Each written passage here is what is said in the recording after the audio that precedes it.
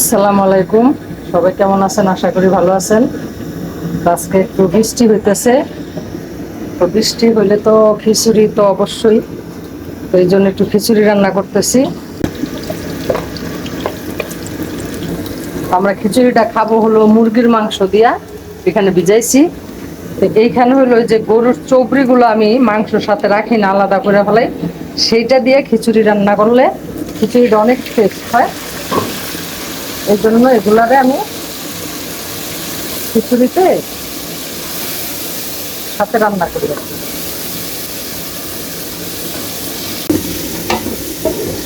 এগুলো এইভাবে ভাইজা, আমার এখানে আদা রসুন হলুদ মরিচ ধনিয়ার গুঁড়া জিরার ফাঁকি কাঁচা মরিচ সব একসাথে মিক্স করে দিয়ে দিলাম।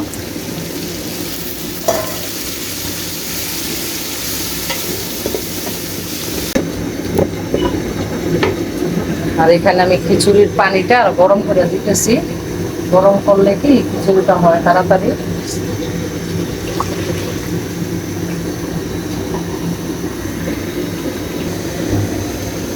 সুন্দর করে কষাইয়া তারপরে যে চাউলটা ধুয়ে রাখছি এই চাউলটা দিয়ে দিব, তারপরে এই গরম পানিটা দিয়ে দিব। গরম পানিটা আগে দিয়ে তারপর চাউল দিব।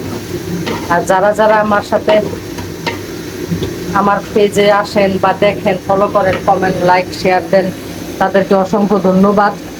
আর একটা কথাই বারবার বলতে চাই, ফেসবুক কাউকে নিরাশ করে না, সবাই ধৈর্য ধরবেন।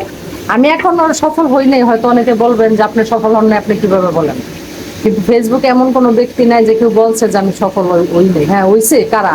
যারা নাকি ধৈর্য হারা। ধৈর্য হারা হবেন না, ফেসবুক ইনশাল্লাহ সবাইকে সফল করবে আল্লাহর রহমতে। ওই নিয়েই তারা কাজ করে। হ্যাঁ, আপনিও যে ভিডিও অল্প একটু দেখে তাই না একটা কমেন্ট করে আবার একটা লাইক দিয়ে চলে যাবেন, ভাববেন যে যার ভিডিও সে তো দেখে না, কিন্তু আপনি আমি দেখি না, কিন্তু ফেসবুক ঠিকই দেখতেছে। সেই জন্য সময় নিয়ে অন্তত ভিডিওগুলো দেখবেন এবং গঠনমূলক কমেন্ট করবেন এবং একটা লাইক বা লাভ দিয়ে যাবেন। যে কোনো জিনিসই আপনার সময় না দিলে তো কোনো কিছুই হবে না।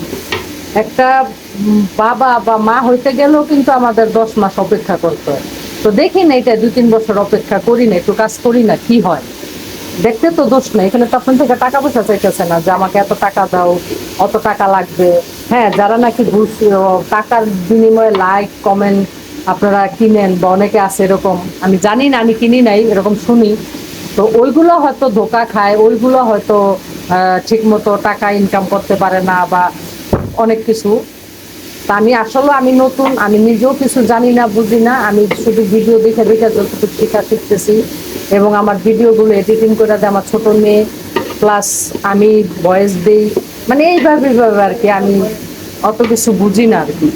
তো আশা করি করতে করতে শিখবো, অনেক কিছু শিখছি। এখন এখন নিজে নিজে একটু ভয়েস দিতে পারি বা ভিডিওটা ছাড়তে পারি, এগুলো আমি আগে পারতাম না। তা আলহামদুলিল্লাহ, আশা করি সামনে আরো শিখবো।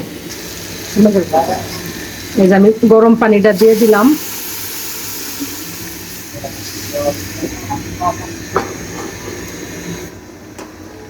আমার এই পানিটা বলক আসলে তারপরে আমি চাউলটা দিয়ে দেব। এই চাউলটা দিয়ে দিলাম, আমার পানিটা বলক আইসা পড়ছে। এখন এই যে খিচুড়ির চাউলটা দিয়ে রাখছি,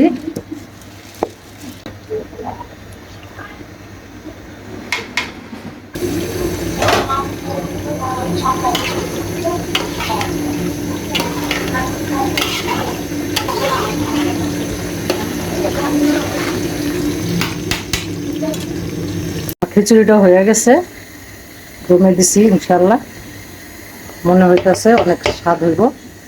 আর এই কেন হইলো মুরগির মাংস। হয়তো অনেকে ভাববেন যে কুরবানি দেওয়ার পরে মুরগির মাংস দিয়া খিচুড়ি কেন, মানে গরুর গোস্ত খাইতে খাইতে মানে এখন আর বাচ্চারা খাইতে চায় না, এই জন্য আজকে মুরগির মাংস দিয়েই খিচুড়িটা খামো আমরা। তো আর কি বলবো, এই পর্যন্তই। আল্লাহ হাফেজ, আসসালামু আলাইকুম।